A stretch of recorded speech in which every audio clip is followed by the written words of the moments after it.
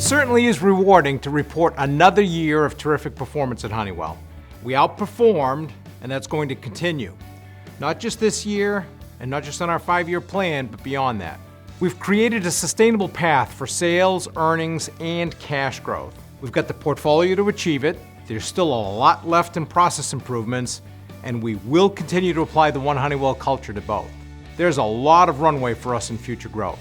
Our transformation as a company will continue to evolve, but there are some things that will stay the same.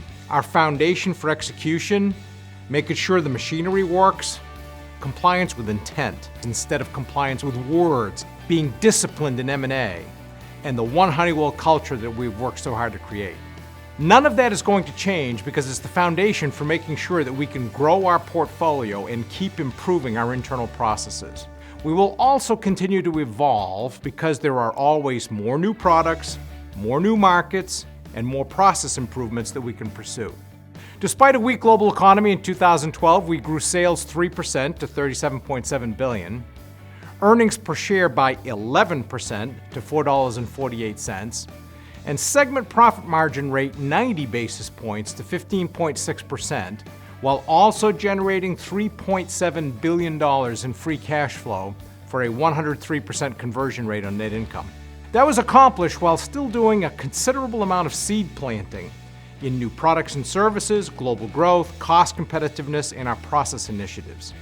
Some of it pays off in the next year, some of it 3 years from now, some 10 years from now, but we're constantly thinking about the future. Innovation in our products and processes is going to be something that we focus on for a long time to come. In other words, the best is still yet to come. Great positions in good industries has been a huge driver of our portfolio development. Over the past 10 years, we've added about $10 billion in sales through acquisitions and divested about $6 billion. Those 125 or so transactions have significantly changed the growth profile of the company. We've positioned ourselves well within strong macro trends like expanding global wealth per capita, energy efficiency, energy generation, safety and security, and the need for productivity. On M&A, we're going to stay disciplined. We've tended to be incremental and to make sure that our acquisitions are bolt-on, something that we're already doing or something consistent with an existing business model. This discipline is also demonstrated in what's avoided. While we focus on technology differentiation everywhere, we avoid industries where rapid technology change can completely displace you in one product introduction. We also avoid industries heavily reliant on government tax support. Our portfolio provides a great tailwind for growth, and when you look at some of the growth drivers for us over the next 5 years, we have about $11 billion in wins that come through on the horizon. This is organic incremental growth.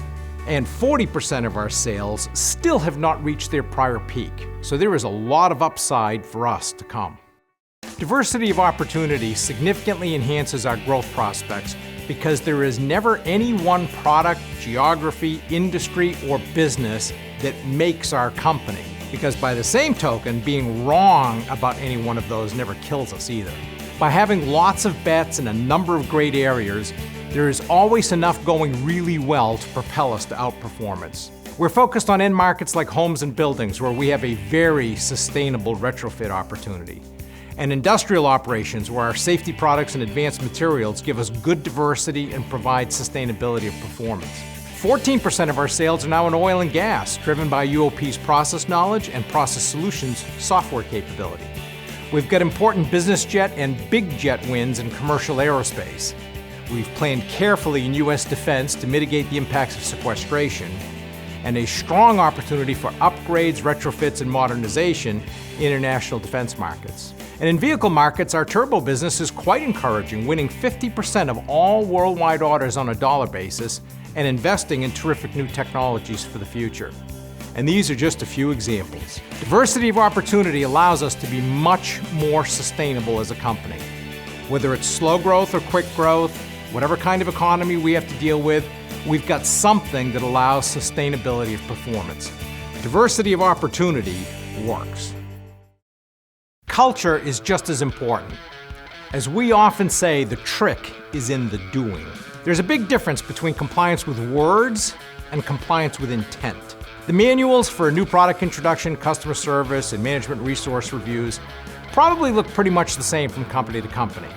It's more a matter of how well you do it. Our One Honeywell culture has evolved rapidly from a base 10 years ago of 3 very different cultures from predecessor companies. We continue to evolve in our 12 behaviors capability. We are developing a thinking company. Not thinking as in spending days in contemplation or thinking as in anarchy, so you don't have to do what's requested, but rather thinking as in understanding why we do things. That concept underlies our big process initiatives like Honeywell Operating System, Velocity Product Development, and Functional Transformation. We want to be able to do everything right and fast. Our outperformance will continue through the evolution of continually improving internal processes. In a slow-growth global economy, this becomes especially important for margin rate growth. It starts with conservative sales planning and resourcing areas of the world where growth is stronger, like our high-growth regions. And it extends to basic cost management like reducing material costs, using less indirect material, and being conservative in our census planning through our organizational efficiency concept. Then our big company-wide process initiatives keep us on an evolutionary path with constant seed planting. I'm frequently asked what inning we're in for this transformation of Honeywell. We've been working on it for 10 years, and the more we get done, the more opportunity we can see. It's an awfully fun ball game we're still playing, and it just doesn't end. We've outperformed, and more importantly, we're going to continue to outperform. We've built a One Honeywell culture, which really is fundamental. Because if you have more than 130,000 people working together in the same way, it's amazing how much you can get done. And if you have a great portfolio and you drive your internal processes in a way that day by day, quarter by quarter, follow a consistent strategy, it's remarkable where you can get to over a period of time. You've seen us do this over the last 10 years, and I expect that over the next 10 years it will be just as good or better, because we have a lot of runway for future growth. That makes for an exciting future, and we look forward to delivering on that opportunity. The best is yet to come.